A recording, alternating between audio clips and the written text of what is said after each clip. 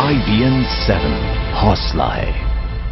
जम्मू कश्मीर से यह है कि यहां नौशेरा सीट से बीजेपी के उम्मीदवार रविंद्र रैना पर कुछ लोगों ने जानलेवा हमला कर दिया है। उन्हें गंभीर हालत में जम्मू के सरकारी अस्पताल में भर्ती कराया गया है। रैना के समर्थकों का आरोप है कि हमलावर पीडीपी के लोग थे और वो पीडीपी जिंदाबाद के नारे भी लगा रहे थे। रविंद्र रैना के समर्थकों का आरोप है कि उनके काफिले पर हमला उस वक्त किया गया जब वो नौशेरा के लंबारी इलाके से गुजर रहा था। इस हमले के बाद नाराज बीजेपी कार्यकर्ताओं ने प्रदर्शन भी किया। सर, हम सुंदरमंड से निकले, नौशेरा जा रहे थे। आगे अचानक पीडीपी के वर्कर आए, हमारी गाड़ी पे हमला किया, रविंद्र रैना पर अटैक किया। और वो आदमी ऐसे थे कि हमने कभी उनको अपने जगह पर कभी देखा नहीं था। आउट ऑफ क्या बोलते कॉन्स्टिट्यूंसी, तो वो लोग थे। वो 70 से 80 लोग आए। उन्होंने सीधा बीजेपी मुर्दाबाद, रविंद्र रैना मुर्दाबाद, पीडीपी जिंदाबाद, सुरेंद्र चौधरी जिंदाबाद करके नारे लगाए। उन्होंने वहां गाड़ियां रोकी और पथराव एकदम से शुरू किया। हमारे 10 से 15 कार्यकर्ता थे जो उनके साथ थे। तो जम्मू कश्मीर में आखिरी दौर के तहत आज 20 सीटों पर वोट डाले जाएंगे। 3 दिनों की इन जो सीट्स हैं इन पे वोट जो आज डाले जाएंगे उसके मद्देनजर सुरक्षा व्यवस्था यहां पर कड़ी कर दी गई है। पिछले 4 चरणों में बम्पर वोटिंग के बाद इस चरण में भी भारी मतदान की संभावना जताई गई है। इन सैकड़ों इलेक्ट्रॉनिक वोटिंग मशीनों में आज कई नेताओं के राजनीतिक भविष्य का फैसला बंद हो जाएगा। जम्मू कश्मीर में 5वें चरण में वोटिंग के लिए सभी इंतजाम पूरे हैं।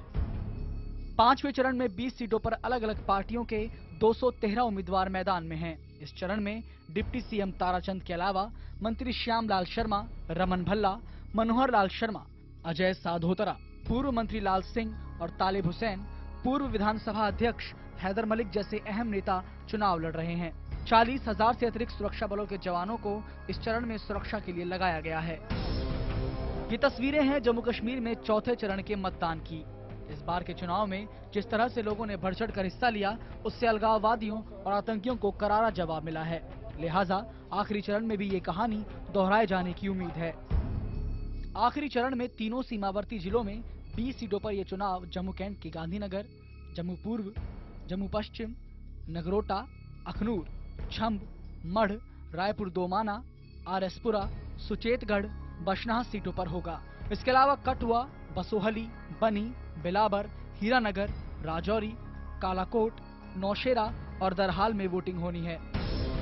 इस चुनाव के लिए 250 से ज्यादा मतदान केंद्रों को अति संवेदनशील और 350 से ज्यादा सीटों को संवेदनशील घोषित किया गया है। पवन शर्मा, जम्मू, IBN 7। और इस मुद्दे पर ज्यादा जानकारी देने के लिए हमारे साथ जुड़ रहे हमारे संवाददाता नसीर अहमद।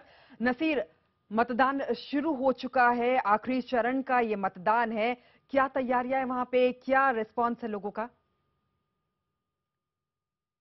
देखिए, रिस्पांस यही है जो पहले विजयपुर सांबा में पोलिंग हुई थी और जो अब तक की सबसे ज़्यादा पोलिंग परसेंटेज यानी 80% पोलिंग वहाँ पे हुई।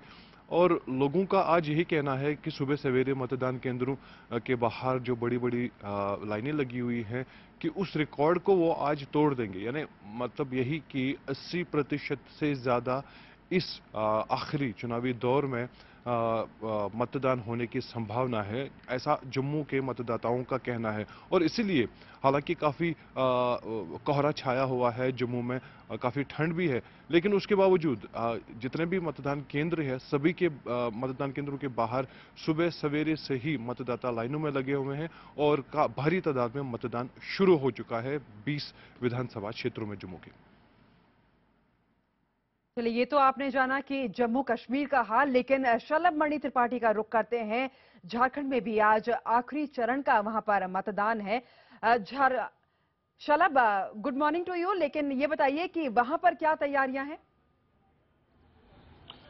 देखिए 8 बज चुके हैं और मुझे लगता है कि बस कुछ घंटे बचे हैं। जो झारखंड में जो चुनावी प्रक्रिया शुरू हुई थी विधानसभा के गठन के लिए, उसके लिए महज कुछ घंटे बचे हैं और 23 तारीख को अब सिर्फ मतगणना का जो प्रोसेस है वो बाकी रह जाएगा। आज आखिरी चरण है, 5वां चरण है।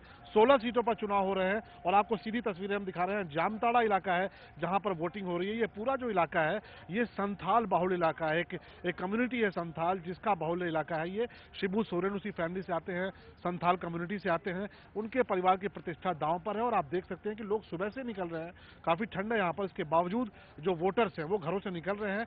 चुनाव आयोग की जो कोशिश थी और तमाम जो समाज के जो तबके हैं जो चाहते थे कि लोग बाहर घरों से निकलें, वोट करें, तो ये एक सकारात्मक आप रिजल्ट देख सकते हैं कि लोग घरों से बाहर निकलकर वोट कर रहे हैं। महिलाओं की तादाद भी उनमें काफी ज्यादा है और ऐसे में ये मान सकते हैं कि वोटिंग परसेंटेज बढ़ेगा।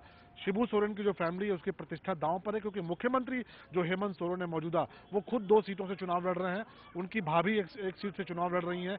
ये वो इलाका है जहां पर हमेशा से उनका वर्चस्व रहा है, हमेशा से उनका गढ़ रहा है और ऐसे में अब 16 सीटों में कितनी सीटों पर वो परफॉर्म कर पाते हैं ये देखना बहुत दिलचस्प होगा। बीजेपी के लिए भी बहुत चुनौती है क्योंकि बीजेपी के पास पिछली बार 2 सीटें थी इन 16 में से और बीजेपी ये कोशिश कर रही है कि इन 2 सीटों से बढ़ाकर ज्यादा से ज्यादा सीटें वो इस इलाके से ले ले।